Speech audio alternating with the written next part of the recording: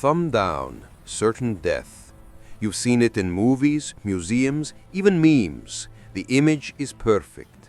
The emperor, in his marble box seat, raises his hand with disdain, and the fallen gladiator knows his life is over. But I have news that's going to blow your mind. This never happened. The thumbs down signal for death is one of history's biggest myths, and today you're going to discover the true and terrifying way Rome decided who lived and who died in the sands of the Colosseum.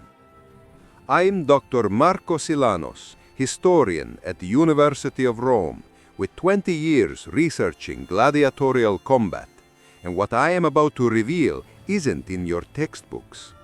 Look at this mosaic discovered in Naples in 1895. It dates to the 3rd century AD, when the Colosseum was at its peak.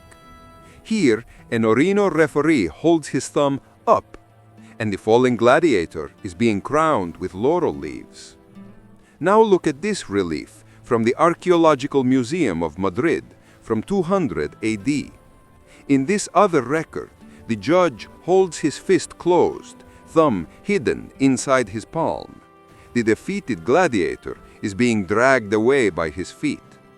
Why does this matter? Because for 150 years, Hollywood and amateur historians have repeated a lie, and the reality was far more cruel. Let's forget the movies. In 80 AD, during the inauguration of the Flavian Amphitheater, the Colosseum, 9,000 animals and 2,000 gladiators died in 100 days of games.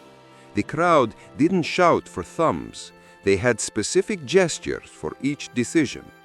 The historian Tacitus described it like this: the people raise their finger to spare. They hide the thumb in the fist to kill, as an invisible sword. Why hide the thumb? Because it mimicked the motion of gripping a sword, the tool executioners used to finish wounded gladiators. And the thumbs up? That was the rise up gesture, like they used with fallen soldiers in battle. Even a bronze coin from 194 AD, minted by Emperor Geta, clearly shows the judge with thumb raised, freeing a gladiator. But then, how did the thumbs down myth begin? It's all this painting's fault. In 1872, French painter Jean-Léon Gérôme created pollice verso, which means thumb turned. But he misinterpreted a text from Juvenal from the 2nd century AD. Juvenal wrote, "The people who once decided laws and wars now care only for two things, bread and circuses, and the thumb that commands death." Jerome assumed thumb turned meant down. Wrong. Verso in Latin means turned inward, like a closed fist with the thumb hidden inside his palm. The myth spread like wildfire. Cecil B. DeMille used it in his 1925 film, The Sign of the Cross. Kirk Douglas repeated it in Spartacus in 1960. And in 2000, Russell Crowe sealed the error in Gladiator, when Emperor Commodus opens his hand with thumb down. Result? 87% of people still believe this, according to a 2022 BBC survey. The truth is right here. This papyrus, discovered in Oxyrhynchus, Egypt in 1907, contains the rules of a lanista, a gladiator school owner, from 120 AD. It reads, "When the defeated falls, the referee will raise his right hand. If the thumb is raised, the gladiator will be spared. If the fist is closed with the thumb hidden in the palm's folds, the executioner will enter with the short sword." But there were exceptions. In fights between famous rivals, the crowd decided by applause or boos, like a deadly reality show. The gladiator Carpophorus, champion of Domitian, won 2,000 combats and was only killed when the crowd, furious because he killed a favorite lion, shouted for hours until the emperor gave in. And here's the darkest curiosity. The death signal didn't always mean death. Famous gladiators were expensive to train. Many executed fighters in the arena were actually actors, condemned slaves who replaced injured gladiators. Romans loved theater. An inscription in Pompeii reveals, "Felix the Thracian pretends to die 12 times per season." Another shocking detail: fights weren't always to the death. 2021 studies analyzing 200 gladiator skeletons in Ephesus show only 19% died in the arena. Most died from infections or exhaustion during training. And when a gladiator was spared, he didn't just get his life, he received Rome's most coveted symbol, a bronze mirror. Why?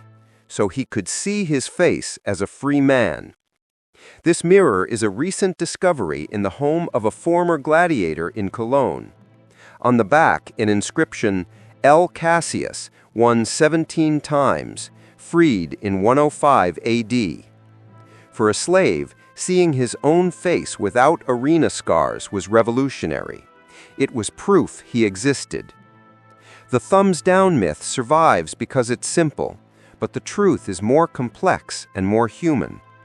Gladiators weren't monsters. They were slaves, prisoners of war, even poor volunteers who sold their freedom for food. A document from 113 AD shows a gladiator named Priscus was offered to fight his best friend Varus. Both refused. Emperor Hadrian freed them as a reward. And what happened to the bodies? No honorable graves. Those who died in the arena went to the spoliarium, an underground chamber where bodies were dispatched by hydraulic elevator systems. There, bones were sold as medicine. Pliny the Elder wrote that a gladiator's heel cured gout. The Colosseum's blood-stained sand was used in love potions. But the biggest secret I'll reveal today is right here. In 2018, archaeologists found this graffiti on the walls of the condemned tunnel. It's an anonymous gladiator leaving his final message. No name, just the true death gesture and a broken sword. Below, in trembling letters, "I die as a man, not as an animal." This was the true horror of the arena, not death, but dehumanization. So next time you see a movie with the thumbs-down signal, remember, Rome never worked that way. Life and death were decided by a clenched fist, a fist symbolizing the sword we all carry within us, the capacity to take lives with a gesture. And that is not myth, it's history. What makes us human isn't the power to kill, but the choice to spare.